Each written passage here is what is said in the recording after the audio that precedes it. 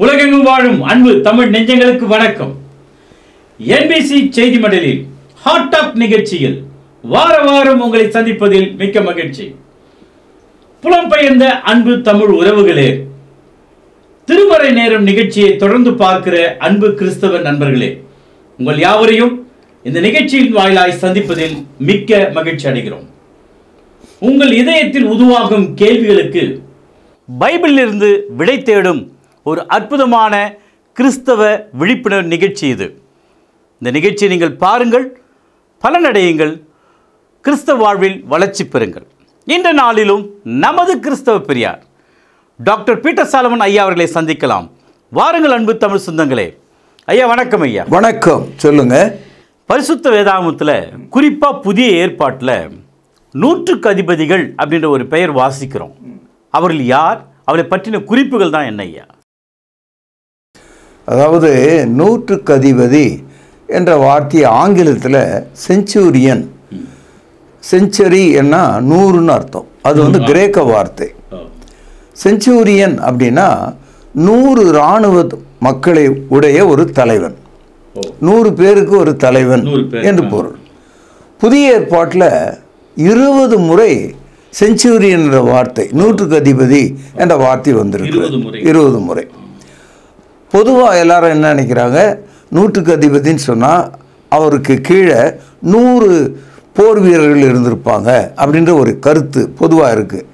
ஆனால் வரலாற்றை எடுத்து நம்ம திரும்ப திரும்ப படிக்கும்போது, ரோம வரலாற்றை, எந்த ஒரு காலகட்டத்திலும் 100 பேருக்கு ஒரு தலைவனாக அவர்கள் இல்லை. பொதுவாக 80 பேர் தான் அவங்க கீழே இருந்திருக்காங்க. 80 பேர் தான். ஆனால் நூற்றுக்கு அதிபதி என்ற வார்த்தை, அதாவது செஞ்சுரியன் என்ற வார்த்தை பரவலாக பேசப்பட்டிருக்கு. புதிய ஏற்பாட்டில் 20 இடங்களில் நூற்றுக்கு அதிபதி என்ற வார்த்தையை நம்ம படிக்கிறோம். இயேசு கிறிஸ்துவனுடைய சிலுவைக்கு முன்னால் பல நூற்றுக்கு அதிபதிகளை இயேசு சந்திக்கிறாரு. அதில் 2 முக்கியமான நூற்றுக்கு அதிபதிகள் பாராட்டுக்குரியவர்களாக இயேசு பேசுவதை கூட நம்ம பார்க்கிறோம். இந்த நூற்றுக்கு அதிபதிகள் இயல்பாகவே கோபம், கொடூரம், மனசாட்சி இல்லாத மக்களாக இருந்திருக்கிறாங்க. அப்படிப்பட்டவர்களை தான் நூற்றுக்கு அதிபதிகளாக நியமிப்பாங்க. ரொம்ப கோபம், ரொம்ப கொடூரம், மனிதாபிமானம் இல்லாத ஒரு நிலைக்கு தள்ளப்பட்ட ஒரு மனிதனை தான் நூற்றுக்கு அதிபதிகளாக அவங்க கொண்டு வருவாங்க. இயேசு கிறிஸ்துவனுடைய வாழ்க்கையில் சிலுவையின் போது சந்தித்த ஒரு நூற்றுக்கு அதிபதி, அவனுடைய பெயர் நமக்கு தெரியல. அவனை பற்றிய ஒரு தகவல் தான் ரொம்ப ஆச்சரியமாக இருக்கிறது.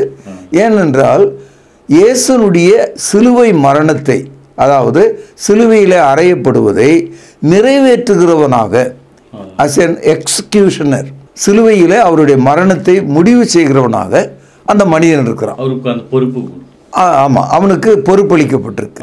ஐயா, அப்படி நீங்கள் சொல்கிறத பார்த்தா இந்த நூற்றுக்கு அதிபதினாலுமே ஒரு கொடூரமான ஒரு மனுஷனாகவே இருப்பான் போல இருக்கு. கண்டிப்பாக அவ்வளோ கொடூரமாக இருந்தால் தான் கொடூரமான யூதர்களை அவர்களால் அடக்க முடியும். சாதாரணமாக யூதர்களை அடங்க மறுக்கிறவர்கள், அவர்களை அடக்க வேண்டுமானால் கொடூர மனம் உள்ள ஒருவனை தான் நூற்றுக்கு அதிபதியாக பலரை பொந்தி பிலாத்து அன்னைக்கு வச்சிருந்தார். உதாரணமாக இயேசு சிலுவையில் அறைந்த அந்த நூற்றுக்கு அதிபதியும் அவனுக்கு கீழே இருந்த இராணுவமும் இயேசு எந்த அளவுக்கு சித்திரவதை செய்தார்கள் என்ற ஒரு தகவலை மத்தேயு 27ஆம் அதிகாரத்தில் நாம் படிக்கிறோம். உங்களுக்கு நேரம் இருந்தால் வேகமாக அதை நீங்கள் படித்து பார்க்கலாம். உதாரணமாக மத்தேயு 27:26, அப்பொழுது அவன் பரபாசை விடுதலையாக்கி இயேசுவையோ வாரினால் அடிப்பித்து சிலுவையில் அறையும்படி ஒப்பு கொடுத்தான். முதல்ல இயேசுவை சவுக்கு அடியை அந்த நூற்றுக்கு அதிபதியின் சார்பில் அவனோடு இருந்த இராணுவ வீரர்கள் கொடுக்குறாங்க. அடுத்தது மத்தேயு 27:28 படிக்கிறோம், அவருடைய வஸ்திரங்களை கழற்றி சிவப்பான மேல் அங்கியை உடுத்தினார்கள். 29வது வசனத்தில் படிக்கிறோம், முள்ளுகளால் ஒரு முடியை பின்னி அவர் சிரசின் மேல் வைத்து அவருடைய வலது கையில் ஒரு கோலை கொடுத்து அவருக்கு முன்பாக முழங்கார் படியிட்டு ராஜாவை வாழ்க என்று பரியாசம் பண்ணினார்கள். 30வது வசனத்தில் படிக்கிறோம், அவர் மேல் துப்பி அந்த கோலை எடுத்து அவர் சிரசிலே அடித்தார்கள். முள்முடியின் மேலே கோலால் அடியோ அடி என்று அடித்திருக்காங்க. அடுத்தது அவரை பரியாசம் பண்ணி அவருக்கு உடுத்தின மேலங்கியை கடற்றி அவருடைய வஸ்திரங்களை எடுத்து அவருக்கு உடுத்தி அவரை சிலுவிலே அறையும்படி கொண்டு போனார்கள். இன்னும் தொடர்ந்து நாம் படிக்கும்போது மத்தேயு 27ஆம் அதிகாரம், அவரை சிலுவையில் அறைந்த பின்பு அவர்கள் சீட்டு போட்டு அவருடைய வஸ்திரங்களை பங்கிட்டு கொண்டார்கள். என் வஸ்திரங்களை தங்களுக்குள்ளே பங்கிட்டு என் உடையை பேரிலே சீட்டு போட்டார்கள் என்ற தீர்க்கதரிசியால் உரைக்கப்பட்ட வார்த்தை நிறைவேறும்படி இப்படி நடந்தது. இன்னும் கூடுதலாக இயேசு கிறிஸ்துவை குறித்த அந்த சிலுவை மரணத்தில் அவர்கள் தொடர்ந்து மிக துன்பத்தை கொடுத்து கொண்டே வராங்க. இவருடைய மேற்பார்வையில் தான் இதெல்லாம் நடந்திருக்கு. ஆமாம், கூடுதலாக அவர் தாகமாக இருக்கிறேன் என்று சொல்லும்போது கசப்பான காடியை, வாழ்க்கையே வெறுத்து விடும்படியான கசப்பை ஒரு கோலிலே வைத்து தூக்கி அவர் நாவண்டை கொண்டு போனாங்க. இந்த கருத்து மத்தேயு 27ஆம் அதிகாரம் 48வது வசனம். உடனே அவர்களில் ஒருவன் ஓடி கடற்காளானை எடுத்து காடியிலே தோய்த்து அதை ஒரு கோலிலே மாட்டி அவருக்கு குடிக்க கொடுத்தான். யோவான் எழுதிய சுவிசேஷம் 19ஆம் அதிகாரம் 34வது வசனம். ஆகிலும் போர் சேவகரில் ஒருவன் ஈட்டினாலே அவருடைய விலாவிலே குத்தினான், உடனே இரத்தமும் தண்ணீரும் புறப்பட்டது. இதுவரைக்கும் நான் சொன்ன அத்தனை கருத்துகளையும் நீங்கள் உள்வாங்கி பாருங்க. அவங்க எவ்வளவு கொடூரமாக மனிதனுக்கு ஒரு மனிதன், தேவ சாயில படைக்கப்பட்ட ஒரு நபரை எந்த அளவுக்கு அவர்கள் துன்புறுத்தினார்கள் என்ற ஒரு தகவலை நாம் இங்கே படிக்கிறோம். ஐயா, இந்த நூற்றுக்கு அதிபதி இயேசு கிறிஸ்துடைய சிலுவையில் அணுவாக அவரை இப்படியா சித்திரவதை பண்ணார். இயேசு கிறிஸ்துவத்தில் அவர் என்னதான் கண்டார்? அந்த சிலுவையை கடைசி வரைக்கும் அவருடைய மரணத்தை அவர் நிறைவேற்றி கொண்டே இருந்தார். அந்த ஃபைனலாக இயேசு தன்னுடைய ஆவியை விட்டு மரித்த போது இதே நூற்றுக்கு அதிபதி அவனுடைய உள்ளத்திலிருந்து பீறி கொண்டு வந்த ஒரு வார்த்தை உங்களையும் என்னையும் மாற்றக்கூடியதாக இருக்கிறது. 4 சுவிசேஷ புத்தகத்திலும் இது பதிவு செய்யப்பட்டிருக்கு. மத்தேயு 27ஆவது அதிகாரம் 54வது வசனம். நூற்றுக்கு அதிபதியும் அவனோடு கூட இயேசுவை காவல் காத்தவர்களும் பூமி எதிர்ச்சியும் சம்பவித்தவர்களையும் கண்டு மிகவும் பயந்து, கவனிங்கள், மெய்யாகவே இவர் தேவனுடைய குமாரன் என்றான். மத்தேயு இதை பதிவு செய்கிறார். அதாவது நூற்றுக்கு அதிபதி என்ன சொல்றாரு? Truly he is the son of God. Mark எழுதிய சுவிசேஷம் 15வது அதிகாரம் 39வது வசனம். அவருக்கு எதிரே நின்ற நூற்றுக்கு அதிபதி அவர் இப்படி கூப்பிட்டு ஜீவனை விட்டதை கண்டபோது மெய்யாகவே இந்த மனுஷன் தேவனுடைய குமாரன் என்றான். இது மார்க்கினுடைய சாட்சி. லூக்கா எழுதிய சுவிசேஷம் 23ஆம் அதிகாரம் 47வது வசனம். நூற்றுக்கு அதிபதி சம்பவித்ததை கண்டு மெய்யாகவே இந்த மனுஷன் நீதிமானாய் இருந்தான் என்று சொல்லி தேவனை மகிமைப்படுத்தினான். 19வது அதிகாரம் 19வது வசனம். பிலாத்து ஒரு மேல் விலாசத்தை சிலுவையின் மேலே போடுவித்தான். அதில் நசரேயனாகிய இயேசு யூதருடைய ராஜா என்று எழுதியிருந்தது. இந்த வார்த்தையை அந்த நூற்றுக்கு அதிபதி தான் அந்த பலகை எடுத்து அடிக்கிறான். ஆக 4 சுவிசேஷ எழுத்தாளர்களும் அவர்களுடைய இருதயத்திலிருந்து வெடித்து வந்த வார்த்தைகள். மத்தேயு தேவனுடைய குமாரன் சொல்கிறாரு, மார்க்கு ஜீவனுள்ள தேவனுடைய குமாரன் சொல்கிறாரு, லூக்கா மெய்யாகவே நீதிமான் என்று சொல்கிறாரு, யோவான் ராஜா என்று சொல்கிறார். சிலுவையில் நூற்றுக்கு பார்வை இதுதான். அதாவது யார் ஒருவன் இயேசுனுடைய சிலுவையை அறைந்து முடித்தானோ, அந்த கொலையை நிகழ்த்தினானோ, அவர்கள் வாயிலிருந்து புறப்பட்ட வார்த்தை இது. ஆச்சரியம் என்னன்னா, இத்தனை பெரிய தடயம் ரோம அரசியலில் பதிவு செய்யப்பட்டிருக்கு. அப்படி இருக்கும்போது இயேசு சிலுவையில் அறையில்லைன்னு சொல்கிறதுக்கு ஓநாய்களும் நரிகளும் இங்கே அங்கே சுற்றி வர்றதை இந்த உலகத்தில் இன்ன வரைக்கும் நம்ம பார்க்குறோம். ஊழையிடுவதை பார்க்கிறோம். அவ்வளவுதான் செய்ய முடியாது. ஆக இயேசு சிலுவையில் மரித்தார் என்பதற்கான எத்தனையோ ஆதாரங்களில் இது ஒரு சிறப்பான ஆதாரம். ஐயா, ஆங்கிலத்தில் சொல்கிற மாதிரி near to cross far to Christ என்ற மாதிரி இப்படி ஒரு வார்த்தை இருக்கு. அதை பற்றி கொஞ்சம் சொல்லுங்களேன். அதாவது நீங்கள் என்ன சொல்கிறீங்க, near to the cross far to Christ அப்படின்னா இது ஒரு புகழ்பெற்ற ஒரு இலக்கிய வார்த்தை. இந்த வார்த்தையை ஏன் சொல்கிறாங்கன்னா, சிலுவைக்கு அருகில் கிறிஸ்துவுக்கு தூரத்தில். இன்றைக்கும் மனிதர்கள் சிலுவையை குறித்து புரிந்து கொள்கிற அளவுக்கு இயேசுவை புரிந்து கொள்ள மறுக்கிறார்கள். அதனால்தான் near to the cross far to கிரைஸ்ட்னு சொல்கிறாங்க. இந்த நூற்றுக்கு அதிபதி அந்த சிலுவையை சுற்றி சுற்றி பக்கத்திலே தான் இருந்தார். எல்லாத்தையும் கேட்டுக்கிட்டே இருந்தார், பார்த்துக்கிட்டே இருந்தார். நீங்கள் ரொம்ப ஆச்சரியமான ஒரு தகவல் என்னன்னா, இயேசு சிலுவையில் அறையும் போது அவருடைய பெற்ற தாய் மரியாள் கண்ணீர் விட்டு வயிற்றில் அடித்து கொண்டு இருப்பதை பார்த்தார். இயேசு கிறிஸ்துனுடைய அப்போஸ்தலனாகிய யோவான் அங்கே நின்றதை பார்த்தார். பிரதான ஆசாரியர் கொலைவெறியோடு நிற்பதை பார்த்தார். இந்த நூற்றுக்கு அதிபதியினுடைய சேனை அவர்கள் வெறி பிடித்தவர்களைப் போல சுற்றி வருவதை பார்த்தார். இயேசு கிறிஸ்து வாயை திறந்து பேசின அந்த 7 வார்த்தைகளை கேட்டார். பிதாவே, இவர்களுக்கு மன்னியும் என்று சொன்னார். கவனிங்கள், ஒரு சிறிய இடைவெளிக்கு பிறகு நற்செய்தி தொடரும். திருமறை நேர நேயர்களே, தேவ அழைப்பு பெற்ற ஆண் பெண் மாணவர்கள் அழைக்கப்படுகிறார்கள். தகுதி 18 வயதுக்கு மேல். படிப்பு 10ஆம் வகுப்பு மற்றும் 12ஆம் வகுப்பு. காலம் 2 ஆண்டுகள். பயிற்சி மொழி தமிழ் மற்றும் ஆங்கிலம். விடுதி வசதியும் உண்டு.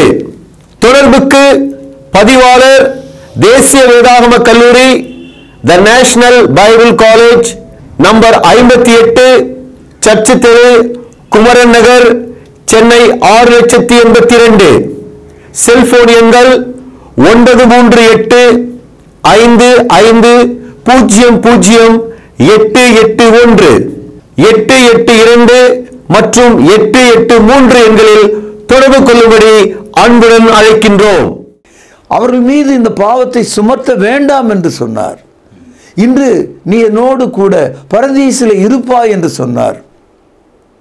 இதெல்லாம் அவருடைய மனதை ஆழப்படுத்திய காயங்களாக மாற்றியது.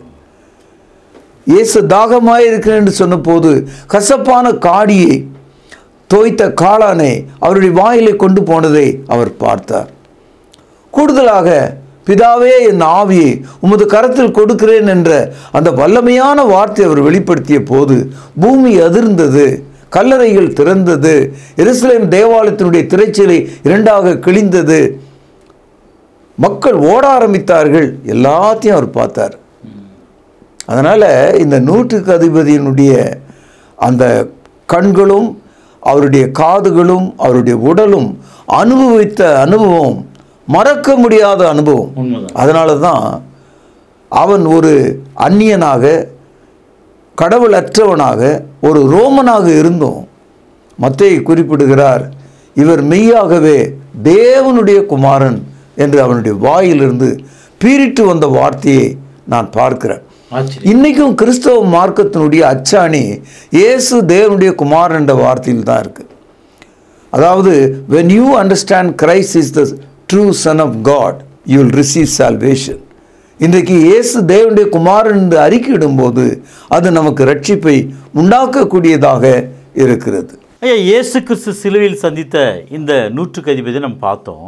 வேறு யாராகிலும் நூற்றுக்கு அதிபதிகள் இயேசுவோடு வாழ்வில் சம்பந்தப்பட்டவங்க இருக்காங்க? கண்டிப்பாக. இயேசு வாழ்நாள் காலத்தில் நிறைய மக்களை அவர் சந்தித்தார். அதில் நூற்றுக்கு அதிபதிகள் வித்தியாசமான கேரக்டர்ஸ் எல்லாம் அவர் பார்த்தார். அதில் 2 முக்கியமான நூற்றுக்கு அதிபதிகளை நான் இந்த நேரத்தில் நினைவு கூறுகிறேன். மத்தேயு எழுதிய சுவிசேஷம் 8வது அதிகாரம் 5 முதல் சில வசனங்கள் நீங்கள் படிச்சீங்கன்னா, இயேசு சந்தித்த ஒரு நூற்றுக்கு அதிபதி தன்னுடைய வேலைக்காரனுக்காக அவன் மரண அவஸ்தைப்படுகிறான், நீங்கள் ஒரு வார்த்தை சொன்னால் அவன் சுகமாகுவான் என்று சொன்னான். அதாவது நீர் வந்து எண்ணெய் பூசி தலையில் கை வைத்தால் என்னெல்லாம் சொல்லாமல் இருந்த இடத்துலேருந்து ஒரு வார்த்தை சொன்னால் அவன் சுகமாவான் என்று சொன்னான். கூடுதலாக அவன் என்ன சொல்கிறான், நான் ஒரு சாதாரண ஆள் கிடையாது. நான் ஒருவனை போ என்று சொன்னால் அவன் போவான், வா என்று சொன்னால் அவன் வருவான். அவ்வளோ அதிகாரம் உள்ளவன் நான். ஆனால் உம்மிடத்தில் அதெல்லாம் நான் காட்ட முடியாது. நீங்கள் ஒரு வார்த்தை சொன்னால் போதும் அப்படின்னா. இயேசு அதை கேட்டு என்ன சொல்கிறார் பாருங்க. மத்தேயு 8வது அதிகாரம் 10வது வசனம். இயேசு அதை கேட்டு ஆச்சரியப்பட்டு தமக்கு பின் செல்கிறவர்களை நோக்கி, இஸ்ரவேலர்களுக்குள்ளும் நான் இப்படிப்பட்ட விசுவாசத்தை காணவில்லை என்று மெய்யாகவே உங்களுக்கு சொல்லுகிறேன். அதாவது இயேசு என்ன சொல்கிறாரு, this is the great faith, இவ்வளோ பெரிதான ஒரு விசுவாசத்தை இவனிடத்தில் பார்க்கிறேன் என்று சொன்னார். அப்படிப்பட்ட 100 அதிபதிகளும் புதிய ஏற்பாட்டு காலத்தில் இயேசுவை சந்தித்திருக்கிறாங்க. லூக்கா எழுதிய சுவிசேஷம் 7வது அதிகாரம், இங்கே ஒரு 100 அதிபதியை இயேசு சந்திக்கிறார். இந்த 100 அதிபதி ஒரு உதவியை கேட்கிறார். இந்த மனிதன் யூத ஜனங்களுக்கு ரொம்ப ஆதரவான 100 அதிபதி. அவங்களுடைய உடைந்த தேவாலயத்தை கூட எடுத்து கட்டி உதவி செய்யக்கூடியவனாக இருந்திருக்கார். அந்த அளவுக்கு பாசமுள்ளவராக இருந்திருக்கார். இவர் இயேசுனிடத்தில் என்னுடைய வேலைக்காரனுக்காக உதவி செய்யுங்கன்னு அவர் கேட்கும்போது அவன் சொன்ன ஒரு வார்த்தை ரொம்ப ஆச்சரியமாக இருக்கும். அவன் என்ன சொல்கிறான், 7வது அதிகாரம் 6வது வசனம். இப்பொழுது இயேசு அவரோடு கூட போனார். வீட்டுக்கு சமீபமான போது 100 அதிபதி தன் சிநேகிதரை நோக்கி, நீங்கள் அவரிடத்துக்கு போய், ஆண்டவரே, நீர் வருத்தப்பட வேண்டாம், நீர் என் வீட்டு வாசலுக்குள் பிரவேசிக்க நான் பாத்திரம் அல்ல, நான் உம்மிடத்தில் வரவும் என்னை பாத்திரனாக எண்ணவில்லை, ஒரு வார்த்தை மாத்திரம் சொல்லும் என்று சொன்னான். ஒரே ஒரு வார்த்தை. இந்த 100 அதிபதியினுடைய ஆக்ஷன், அவனுடைய செயலை பார்த்தீங்கன்னா ரொம்ப ஆச்சரியமாக இருக்குது. தனக்கு உதவி வேணும்னு அவன் கேட்கல, தன் வேலைக்காரனுக்கான சுகத்தை அவன் கேட்குறான். இயேசு நான் வந்து அவனை சுகமாக்குவேன் என்று சொல்லும்போது அவன் சொன்ன ஒரு வார்த்தை இன்றைக்கி நமக்கு ரொம்ப அவசியமாக இருக்குது. என்ன சொல்கிறான், நீர் என் வீட்டுக்குள்ளே வர நான் பாத்திரவான் இல்லை, நீர் என் வீட்டுக்குள்ளே வர வேண்டாம், ஒரு வார்த்தை சொன்னால் போதும். அதற்கு என்ன காரணம்னா, அவனுடைய வீட்டுக்குள்ளே இதுவரைக்கும் அவன் செய்த கொலைகள், அந்த கொலையில் நிகழ்த்தப்பட்ட தலைகள், அல்லது அந்த அந்த கொலைகள் நடக்கும்போது தண்டனைகள் கொடுக்கும்போது எடுக்கப்பட்ட பொருள்கள் ஏராளமாக வெற்றியின் அடையாளமாக அந்த வீட்டு சுவற்றிலே மாட்டப்பட்டிருக்கும். இதெல்லாம் அந்த காலத்தில் இருந்த ஒரு வழக்கம்.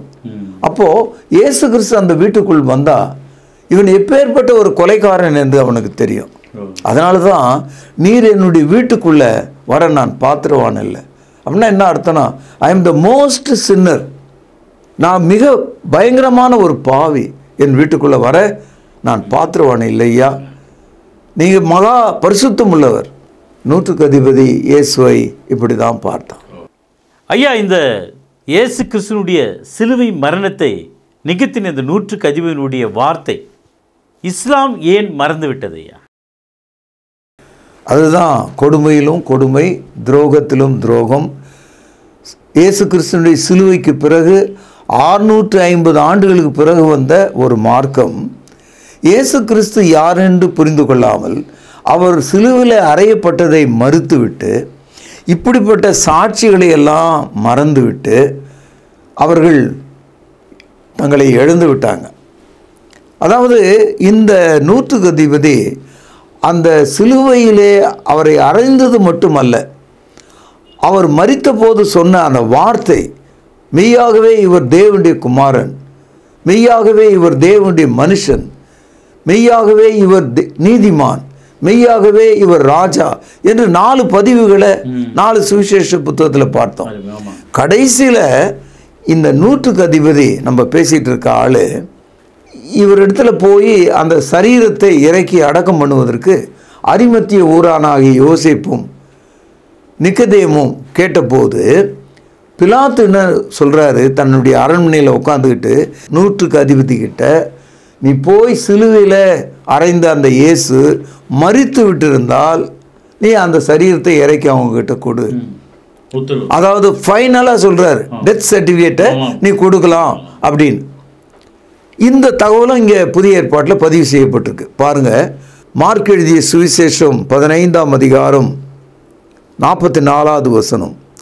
அவர் இத்தனை சீக்கிரத்தில் மரித்து போனாரா என்று பிலாத்து ஆச்சரியப்பட்டு, கவனிங்கள், 100க்கு அதிபதியை அழைப்பித்து அவர் இதற்குள்ளே மரித்தது நிச்சயமா என்று கேட்டான். 100க்கு அதிபதியினாலே அதை அறிந்து கொண்ட பின்பு சரீரத்தை யோசேப்பினிடத்திலே கொடுத்தான். இந்த இடத்துல இயேசுனுடைய மரணத்துக்கான டெத் சர்டிஃபிகேட்டை கேட்குறான், கன்ஃபர்மேஷன் கேட்குறான். அந்த 100க்கு அதிபதி அதை கொடுத்த போது தான் இயேசுனுடைய சரீரத்தை சிலுவிலிருந்து இறக்கினாங்க. இயேசு சிலுவில மரிக்கவில்லை என்ற ஒரு கற்பனை பேச்சை தாங்கள் ரட்சிப்பை இழக்கத்தக்கதாக உலகத்தில் 1/3 மக்கள் இயேசுனுடைய மரணத்தை மறுதலித்து வருவதை கண்டு நான் ஆச்சரியப்படுகிறேன்.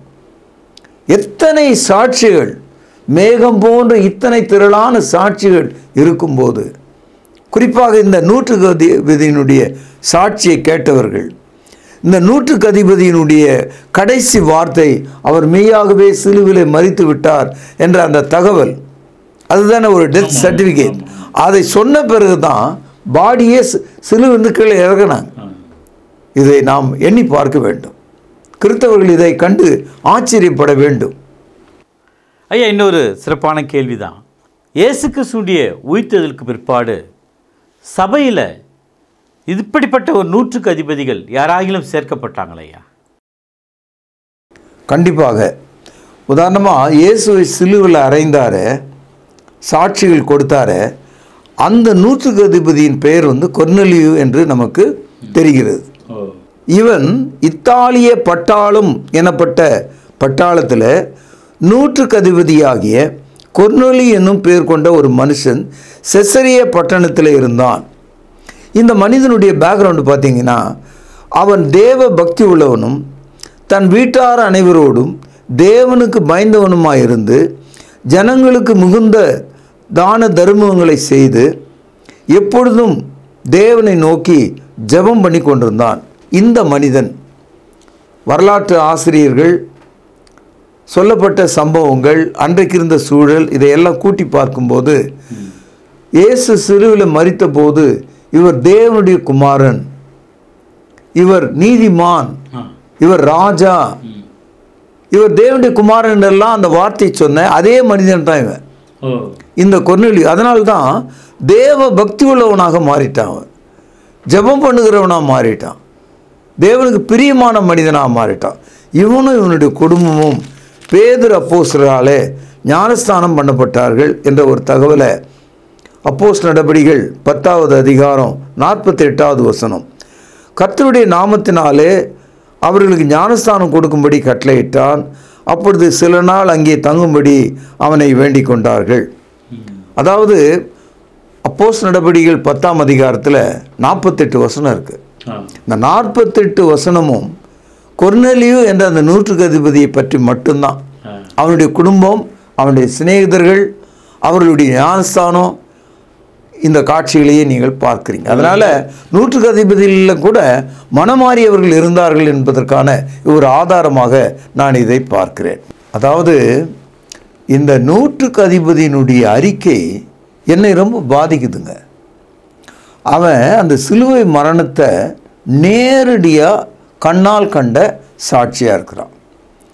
முடிவில் இயேசு தேவனுடைய குமாரன் என்று அறிக்கையிட்டான் பார்த்தீங்களா, அவனுடைய இருதயத்திலிருந்து பீறிட்டு வந்த வார்த்தை அது.